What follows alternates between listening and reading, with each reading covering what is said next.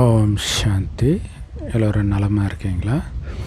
So நிறைய பேர் ரொம்ப சந்தோஷமாக இருக்கிற மாதிரி ஒரு தீர்ப்பு இருக்குது. சுமார் ஒரு 6 வருடம் முன்பு கொரோனா காலகட்டத்தில்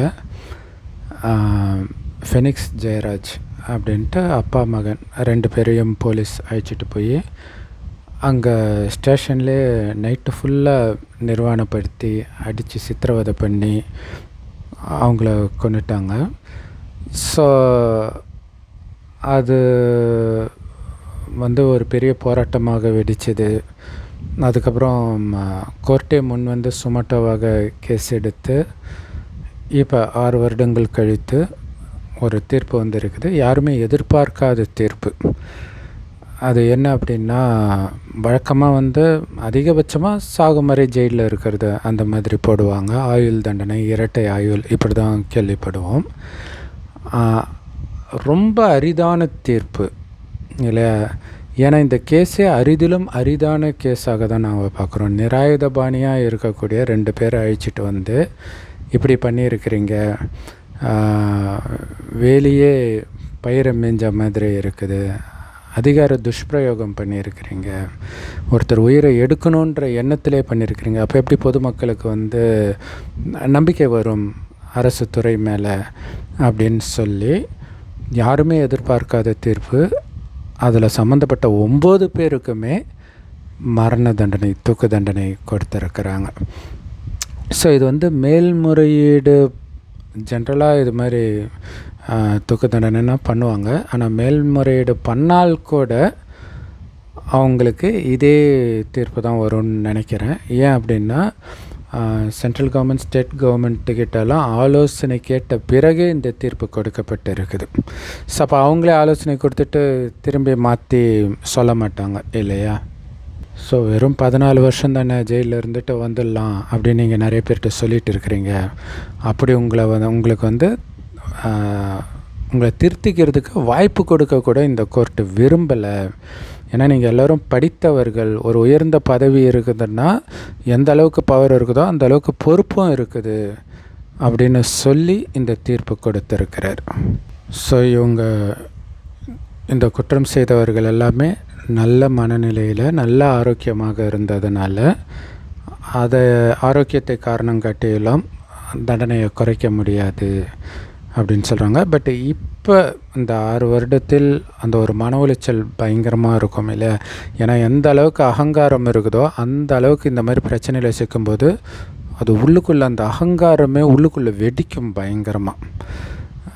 இல்லை இவங்களை கண்டு ஏன்னா ஏற்கனவே இதே மாதிரி லாக்கப்பில் இவங்க நிறைய பேர் அடிச்சிருக்கிறாங்க. ஸோ அப்போ அந்த ஒரு அகங்காரம் எந்த அளவுக்கு போச்சோ அந்த அளவுக்கு அகங்காரம் இப்போ உள்ளுக்குள்ளேயே உடையும் பொழுது அது உடம்பு பயங்கரமாக பாதிக்கும். ஸோ இப்போ கண்டிப்பாக உடல் ரீதியாக நிறைய பிரச்சனைகளை அவங்க அனுபவிச்சுட்டு தான் இருப்பாங்க. ஸோ இவங்களுடைய குடும்ப நலனை கருதியோ அல்லது பெற்றோர்களின் நலனை கருதியோ எல்லாம் இந்த தண்டனையை குறைக்க முடியாது அப்படின்னு சொல்லிட்டு நிறைய ஃபினான்ஷியலாகவும் அவங்களுக்கு தண்டனை கொடுக்கப்பட்டிருக்கு.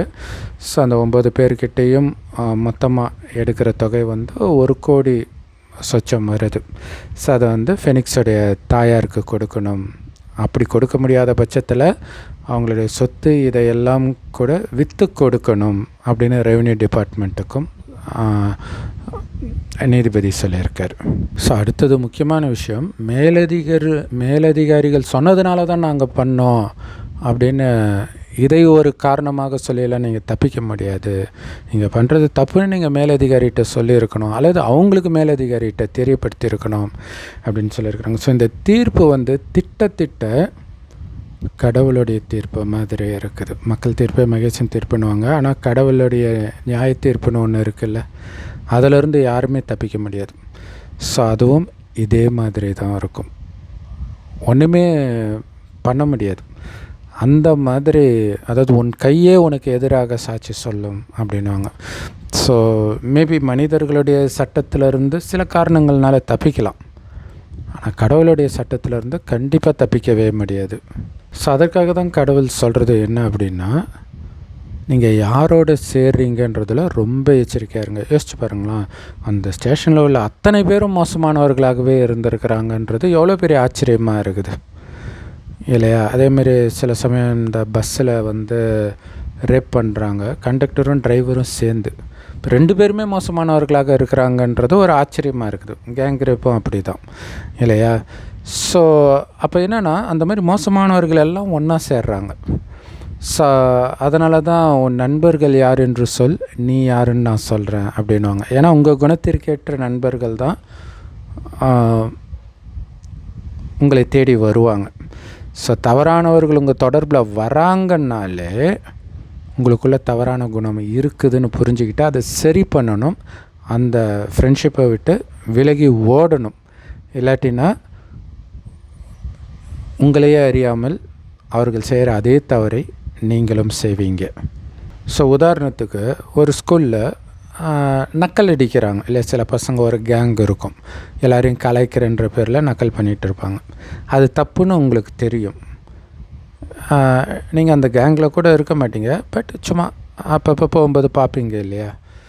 ஆனால் அந்த ஸ்கூலை விட்டு நீங்கள் வேறு ஒரு ஸ்கூலோ காலேஜோ போகும்போது நீங்கள் அதே தப்பு பண்ணுவீங்க. உங்களுக்குள்ளே அந்த குணம் வந்துடும். ஸோ ஏன்னா அந்த மாதிரி ஸ்கூலில் நீங்கள் சேர்ந்ததுக்கு காரணம் உங்களுக்குள்ளே அந்த குணம் இருக்கும். அது சினிமாவை பார்த்து ஒரு ஜாலிக்காக அந்த கவுண்டமணி ஜோக்கெலாம் அப்படி தான் இருக்கும் அப்போ இல்லையா? ஸோ மேபி இப்போயும் கூட இருக்கலாம். அப்போ நம்மளை வந்து சரியாக வழி நடத்துறதுக்கு யாரும் கிடையாது. இன்றைக்கி கேட்டால் சினிமா நடிகர்கள் தான் என்னுடைய ரோல் மாடல்ன்றாங்க. காரணம், நம்மளை வழி நடத்த யாரும் இல்லாத அனாதைகளாக நாம் இருக்கிறோம். ஸோ அப்படி வழி நடத்துறதுக்குத்தான் கடவுள் இருக்கிறார். அவரே இந்த பூமிக்கு நேரடியாக இப்போ வந்திருக்கிறார். பிரம்மகுமாரிகள் மூலமாக இந்த ஞானத்தை கொடுத்துட்டு இருக்கிறார். ஒரு கன்னத்தில் அறிந்தால் மறு கன்னத்தை காட்டுன்னு இயேசு சொன்னதெல்லாம் இப்போ இறைவன் கொடுக்குற ஞானத்துடைய வெளிப்பாடாக ஒவ்வொரு மதத்திலும் அங்கங்கே தெளிக்கப்பட்டிருக்குது. ஆனால் மதங்களில் உள்ளது ஃபுல்லாக இறைவனுடைய ஞானம் கிடையாது. ஏன்னா எல்லா மதத்திலும் கடவுளே கொலை பண்ணார் அல்லது கொலை பண்ண சொன்னாருன்னெலாம் இருக்கும். ஸோ அது கண்டிப்பாக கடவுளுடைய ஞானம் இல்லைன்னு தெரியும். ஸோ இதில் ரொம்ப முக்கியமானது, மேலதிகாரி சொன்னாங்க நான் அதனால் பண்ணேன்னுலாம் தப்பிச்சிட முடியாது. கடவுள்கிட்டேயும் அப்படி தான், இவன் சொன்னான் அதனால் அல்லது இவன் பண்ணான் அதனால தான் நான் பண்ணேன், அதெல்லாம் கிடையாது. கடவுள்கிட்ட நீ பண்ணியா பண்ணலையா அவ்வளோதான், நீ எதுக்காக பண்ணலாம் கேட்க மாட்டார். ஸோ அப்போ நம்மளை நாம் தான் பாதுகாத்துக்கணும் இல்லையா? ஒரு பெண்ணுக்கு கற்பு முக்கியம்னு சொல்லுவாங்க இல்லையா? அந்த மாதிரி குணம் ஆணாக இருந்தாலும் பெண்ணாக இருந்தாலும் முக்கியம். அந்த குணத்தை நாம் பாதுகாக்க வேண்டியது ரொம்ப முக்கியம். ஆனால் நம்ம எல்லாருமே கெட்டு போய் தான் இருக்கிறோம். இப்போ சரி பண்ண தான் கடவுள் வந்திருக்கிறார். சரி பண்ணுறதுனால என்ன நடக்க போகுது அப்படின்னா, கலியுகத்துடைய இறுதியில் இருக்கிறோன்றது உலக நாடுகளில் நடக்கிற யுத்தம் உங்களுக்கு ஆல்ரெடி தெளிவுபடுத்தி இருக்கும். ஸோ இந்த கலியுகத்தின் இறுதியில் இறைவன் வருவதே ஆத்மாக்கள் எல்லாம் இன்றைக்கி பாவம் நிரம்பியதாக இருக்குது. பாவம்ன்ற அழுக்கு, பாவம்னா காமம், கோபம், பற்று, பேராசை, அகங்காரம். ஆனால் நான் உங்களை படைக்கும்போது அப்படி படைக்கலை, பரிசுத்தமாக என்ன மாதிரியே தான் படைத்தேன்னு கடவுள் சொல்கிறார். அப்போ இந்த பாரத பூமி சொர்க்கமாக இருந்தது 5000 வருடத்திற்கு முன்பு. அப்படித்தான் இறைவன் படைத்தார். அங்கே இருக்கக்கூடிய மனிதர்கள் கையெடுத்து கும்பிடலாம், அந்த மாதிரி தெய்வீக குணங்கள் நிரம்பியவர்களாக இருப்பாங்க. அதனால தான் அவங்கள நாம் இன்றைக்கி கோயில் கட்டி இந்துக்கள் கும்பிடுறோம்.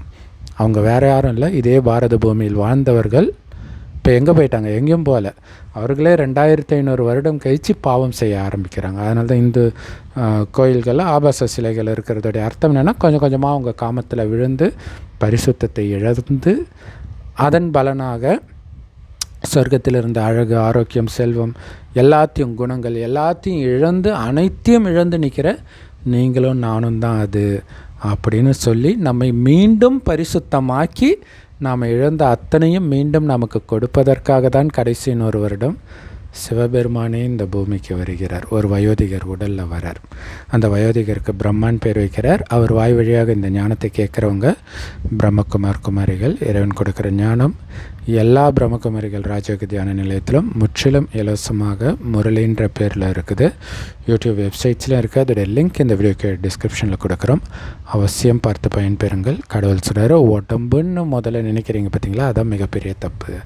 உடம்புன்னு நினைக்கிறீங்க, அப்புறம் நான் அழகாக இருக்கிறான், ஆண் பெண், பணக்காரன், இந்த பதவியில் இருக்கிற இந்த மாதிரி அகங்காரம்லாம் வந்துடுது.